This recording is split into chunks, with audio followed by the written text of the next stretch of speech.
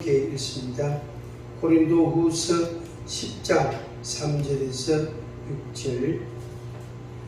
우리가 육신으로 행하나 육신에 따라 싸우지 아니하노니 우리의 싸우는 무기는 육신에 속한 것이 아니요 오직 어떤 견고한 진도 무너뜨리는 하나님의 능력이라. 모든 이론을 무너뜨리며 하나님 아는 것을 대적하여 높아진 것을 다 무너뜨리고 모든 생각을 사로잡아 그리스도에게 복종하게 하니 너희의 복종이 온전하게 될 때에 모든 복종하지 않는 것을 벌하려고 준비하는 중에 있노라. 아멘. 생각은 결과를 낳는다. 생각은 결과를 낳는다. 오래전에 한 15년 정도 되시는데 오래전에 이 제목을 한번 설교한 적이 있습니다. 이 제목의 책도 있습니다. 이 선교사가 선교 활동을 하면서 체험하고 또 그의 믿음을 고백하는 그런 책인데 좀 두꺼운 책입니다. 생각은 결과를 낳는다. 그래서 그 책 속에 보면은 그런 내용들이 있어요. 내가 어떤 생각을 하고 그렇게 살았는데 이런 결과들이 나왔다. 이렇게 이제 고백하는 자기 인생을 어쩌면 선교 활동을 이렇게 좀 정리하는 그런 이제 의미의 책이기도 합니다. 이 생각이라는 것은 우리가 생각이라고 말할 때에 이 생각은 보통 혼적인 요소라고 말합니다. 그래서 우리 인간은 이제 구조적으로는 이분석이에요. 그러니까 0이 있고 6이 있고 0, 6 요게 합쳐져서 우리 한 사람이 됐단 말이에요. 하나님 창조하실 때 이제 그렇게 창조하시는데 이게 이제 구조적으로는 그러는데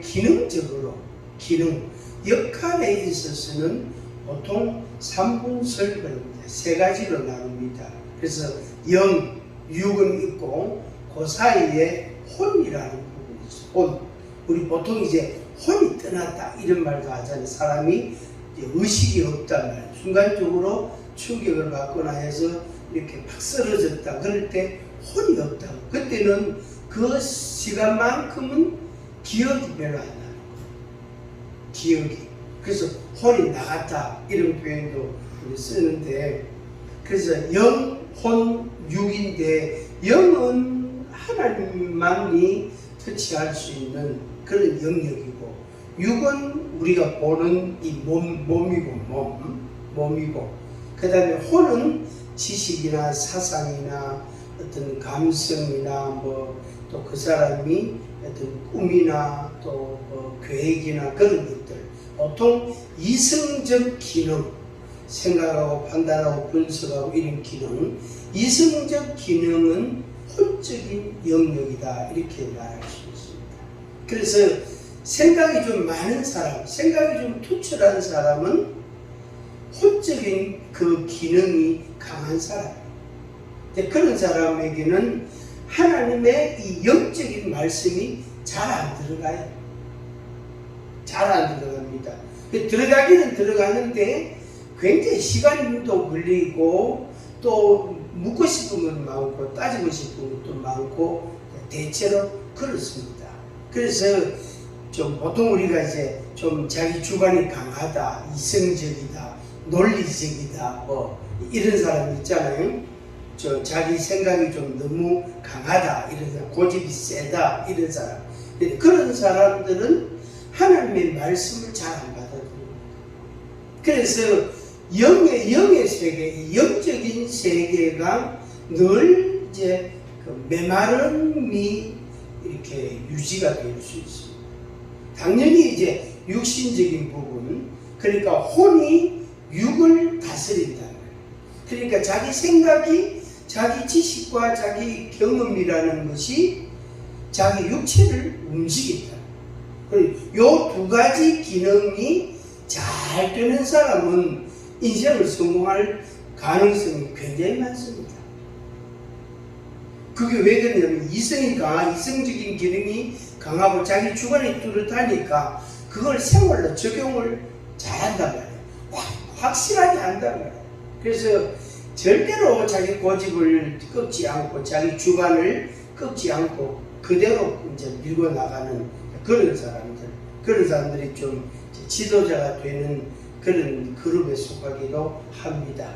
그 반면에 이제 영적인 부분은 메말라 있어요. 건조해요. 아주 바싹 나는 물 습기 하나 없는 그런 바싹 나는 그 모래땅 같은 그런 이제 현상, 그런 모습이 보이게 됩니다. 결국에 영이 혼을 다스리고 그 다음에 육을 움직이게 하고 다시 영의 세계, 하나님께서 말씀을 통해서 우리를 움직이고 그 영향이 혼적인 부분과 육신적인 부분에까지 이게 영향이 오는 그런 사람들이 많지 않아요. 많지 않습니다. 목사라도 기능적으로 그렇게 되면 딱 좋은데 이 혼적인 부분이 강한 목사들은 영적인 부분이 약해질 수 있어요. 그 대신 이제 그 육적인 부분은 그대로 나타나니까 그러면은 사실은 모든 사람이 다 똑같으니까. 그런데 이제 영적인 부분에 있어서 누구의 영향을 받느냐, 무엇에 의하여 움직이느냐에 따라 그 사람의 생활이 너무나 다르게 나타나게 됩니다. 그래서 생각의 틀, 신념 혹은 전제하는 거, 가치관, 특히 세계관 이렇게 부르기도 합니다. 어떻게 부르든지 상관없이 모든 사람은 자기 나름대로의 생각이라는 걸 갖고 있어요. 그리고 세상을 보는 관점이라는 게 사람마다 다 있다는 말이에요. 이제 2돌 지난 어린 애도 엄마 말을 6개월 전보다 잘 안 들어. 이제 2돌 지냈는데 2살밖에 안 됐는데 몇 달 전에보다 엄마 말을 잘 안 들어. 그래서 손을 흔들더라. 내 혼자서 할 때니까 엄마 찾지 마. 그래 지 혼자 노는 거예요. 그래서 벌써 자기 생각이 조금씩 생기기 시작했다. 그게 극히 정상적인데 이제 그게 너무 강하면은 문제가 되는 거죠. 그러면 이제 세상이 전부 자기 눈 아래 다 있다. 그리고 그런 사람은 이제 빨리 가야 돼. 근데 그런 사람들은 오래 삽니다. 왜? 자기 생각이 투철하니까.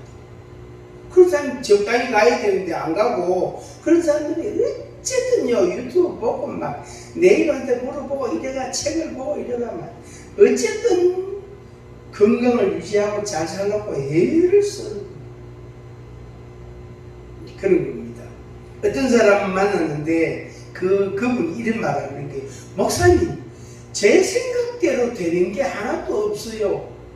그게 정상이다. 목사님 농담입니까? 진심입니까? 진심이다. 집사님 생각대로 되는 게 세상에 어디 있노? 없다. 아무것도 없다. 나도 그렇다. 나도 내 생각대로 세상에 되는 게 하나도 없다. 하나도 없다. 없는 게 그게 정상이다. 없는 게. 한번 같이 하면 없는 게 정상이다. 없는 게 정상이에요. 있는 게 정상이 아니고 없는 게 정상이에요. 대통령도 자기 마음대로 못 해요. 대구시장도 상당한 힘이 있지만 영향력이 있고 돈을 1년에 얼마만큼의 돈을 자기 임의대로 자기 생각대로 쓸 수 있는 돈이 있단 말이에요. 그럼에도 불구하고 그 사람도 아이고 답답해. 왜 이리 성질이 나는 내 맘대로 안 되노. 그 사람도 그런단 말이에요. 그 사람도. 그래서 내 생각대로 되는 게 없다. 그러면은 이 생각이라는 걸 어떻게 처리해야 돼? 그렇다고 이 생각이라는 게 잠시 왔다가 가고 잠시 있다가 없어지고 또 새로운 게 생기고 그러냐 하면 그렇지 않거든요. 어떤 것은 잠시 있다가 사라지지만 어떤 생각은 몇 달 간다고, 어떤 생각은 몇 년을 간다고. 그래서 그걸 해결해야 그 다음 단계를 넘어가요. 그래서 어떤 집사님이 그런 표현을 하는 거예요. 15년이 넘는 세월 동안 자기가 오로지 한 가지의 마음이 집중됐어요. 지금 생각해 보니까 참 내가 바보고 멍청이고 어리석고 진짜 내가 잘못했다. 그런 생각이 이제 든데 15년이라는 세월이 지난 뒤에 그거 한 2, 3년, 3, 4년 해보고 안 되면 차라리 포기를 해야 되는데 그걸 기어코 15년간 붙들고 있습니다. 그래서 그 생각을 누가 다스려주고 그 생각을 누가 변경시켜 줄 수 있게 자기가 해야 된다. 자기 자신이 바꿔야 된단 말이에요. 그래서 10가지 중에 한 2가지 정도만 남겨놔두고 8가지는 다 삭제해야 돼. 쓰레기통에 다 버려야 돼. 다 버려. 컴퓨터에 필요 없는 글자 내용들을 다 쓰레기통에 버리잖아. 그러니까 한 번씩 쓰레기통을 싹 청소해보자. 깨끗이 싹 쓰레기통 비우자. 그래서 한 2가지 정도는 요거는 이제 5년도 가고 10년도 가고 어떤 것은 20년도 갈 수가 있다. 네, 그렇게 하면 이제 좀 더 성공에 가까워지겠죠. 네, 그렇게 좋은 일들이 생길 수 있겠죠. 팀 켈러라는 목사님이 재작년에 우리 한국에 오셔가지고 상당히 그 젊은이들에게 영향을 많이 주신 분이에요. 그런데 그분이 생각의 중요성을 이렇게 표현했습니다. 제가 한번 읽어드리겠습니다. 생각은 우리 인생의 통제본부이다. 우리의 머리가 생각하는 일을 우리의 정서가 갈망하고 우리의 의지가 수행한다. 그러니까 머리가 생각하는 것을 정서라는 게 있잖아요. 감성. 그것이 이제 좀 작동을 하고 그게 반응을 하고 그 다음에 의지로 가가 내가 이렇게 해야 되겠다 하고 마음을 딱 먹었으면 그걸 행동으로 딱 옮긴단 말이에요. 그게 의지라는 부분이 있잖아요. 그러니까 앞서 말씀드린 그 내용처럼 이 혼적인 부분이 육체를 다스린단 말이에요. 그런데 이 혼이 강한 사람은 육체를 강하게 움직인다.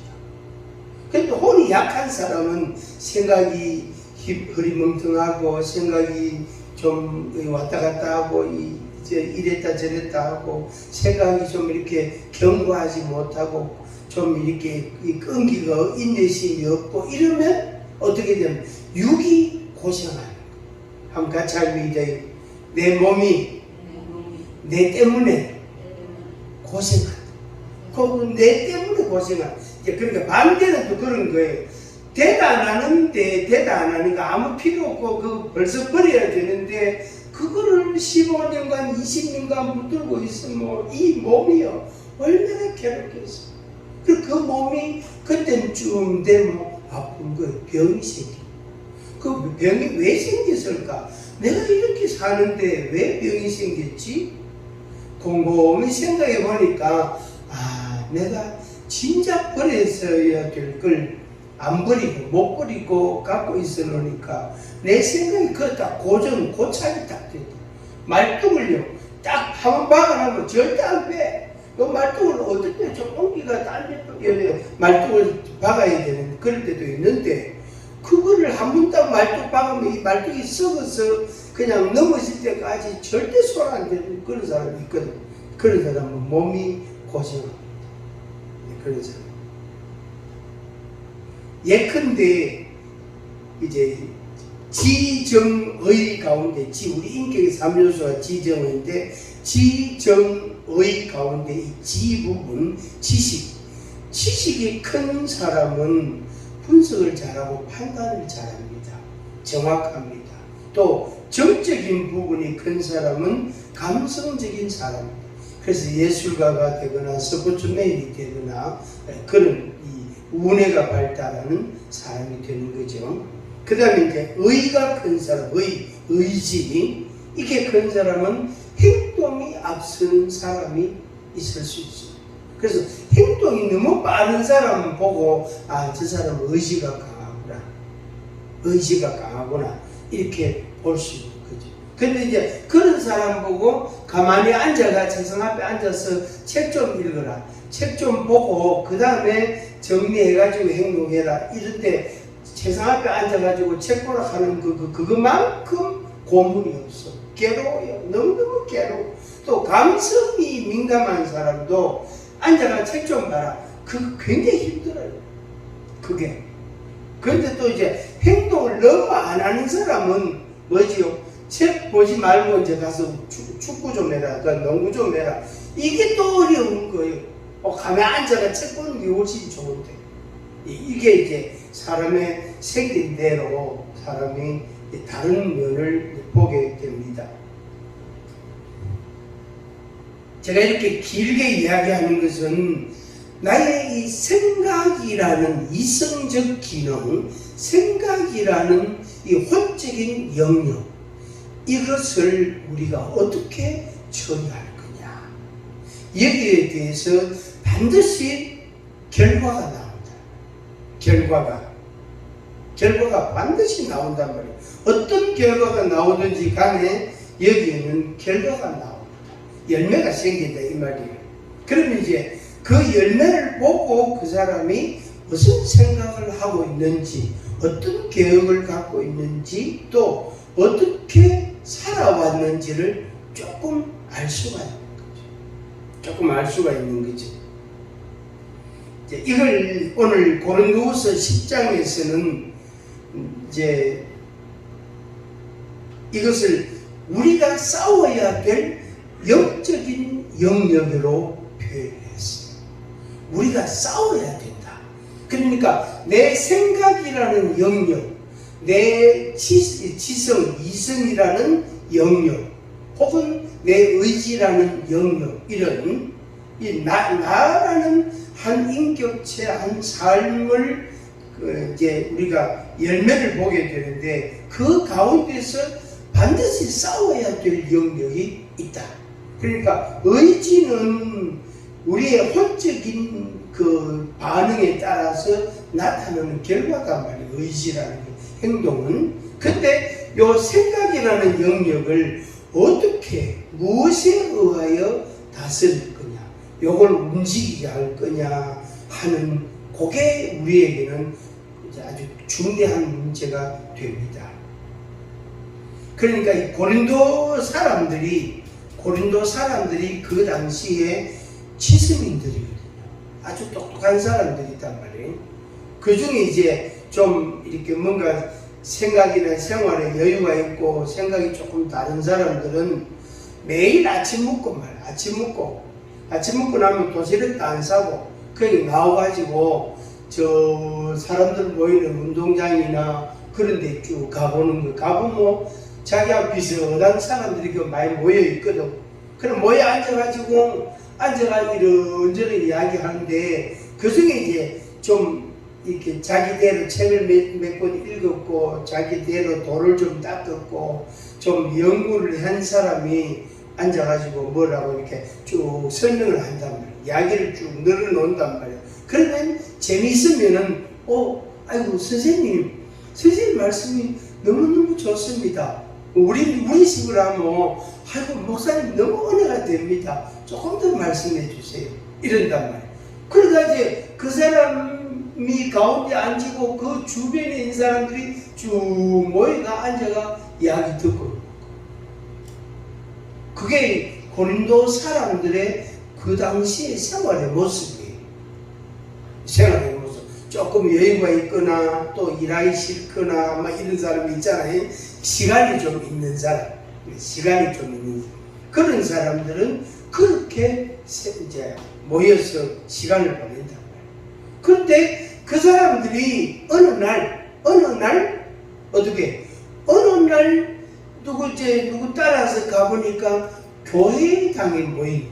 거기 가보니까 사람들이 모여 있단 말이에요. 모여가지고 뭐 노래도 부르고 이야기도 하고 뭐 또 성경도 공부도 하고 막 이래 한단 말이에요. 그 들어보니까 좋단 말이에요. 은혜가 된단 말이에요. 마음이 흡족하단 말이에요. 그런데 문제는 뭐냐면은 밖에서 들었던 이걸 정리를 좀 하고 요 하나님의 말씀을 받아들여야 되는데 이 두 개가 섞여버려요. 그러니까 밖에서 들었던 어떤 사상, 가치관, 논리, 지식, 또 경험에서 나온 이론들 이런 것들을 들은 데다가 머릿속에 많이 들었단 말이에요. 그런데 교회에 와서 또 들어보니까 요거는 좀 이야기가 좀 다른 거단 말이에요. 근데 좀 더 심오하고 좀 더 신비롭고 좀 더 정확하게 이야기한단 말이에요. 그러니까 이게 이제 섞여가지고 막 혼란해지, 복잡해지. 아까 이야기했죠. 목사님, 내 생각대로 되는 게 없어요. 그래, 그게 정상이다. 그래서 교회 밖에 있을 때에 내가 들었던 거, 배웠던 거, 그거를 좀 내려놓고 교회 가서 하나님의 말씀을 듣고 배우고 그 말씀을 내가 마음에 딱 받아들이고 그 말씀대로 살아가야 되는 이런 생활이 우리에게 있어야 된다. 그런데 그게 그렇게 간단한 문제가 아니다는 것입니다. 그게 간단하게 안 된단 말이에요. 왜 그러시죠? 왜 그렇습니까? 교회 예배는 2시간만 하면 돼요. 그죠? 2시간만 하면 돼. 그 옛날에는 30년 전에는 주일 낮 예배, 오후 예배, 수요일 예배, 그 기도회, 또 무슨 구역 예배, 또 무슨 예배, 모임이 많았어요. 예배가 여러 번 있어서 일주일에 거의 매일 예배 드리다시피 했다고요. 그때는 좀 나았어요. 근데 지금 시대는 일주일에 한 번 예배 드립니다. 일주일에 한 번. 그러니까 그것도 딱 2시간 예배 드리면 끝이단 말이에요. 그러니까 그 시간 동안에 들었던 내 마음에 깨달았던 내 마음에 이렇게 담았던 내 마음에 수용한 그 말씀이 내 6일 동안의 생활에 얼마만큼 영향을 줄까 하는 것입니다. 얼마만큼 그것이 그 말씀이 그 하나님이 나를 인도하고 이끄실 때에 내가 그것에 대해서 순종하며 살아가겠는가. 하나님의 말씀을 내 마음에 간직하고 있는가. 하나님을 내 마음에 인정하고 그 말씀을 따라 그 하나님을 따라 내가 살고 있는가 라고 생각했을 때에 우리에게 많은 의문들이 생깁니다. 아니요, 그렇지 않은데요. 그렇지 않은데요. 목사인 저도 목사도 그런 요소, 그런 측면이 분명히 있단 말이에요. 그러니까 하나님의 말씀을 자주 안 보고 또 기도 생활을, 경건 생활을 성실하게 안 하면 그냥 일주일에 한 번, 한 달에 한 번, 2달에 한 번 예배 드리고 가서 생활하는 자기 살고 싶은 대로 살아가는 그런 모습. 1년에 2번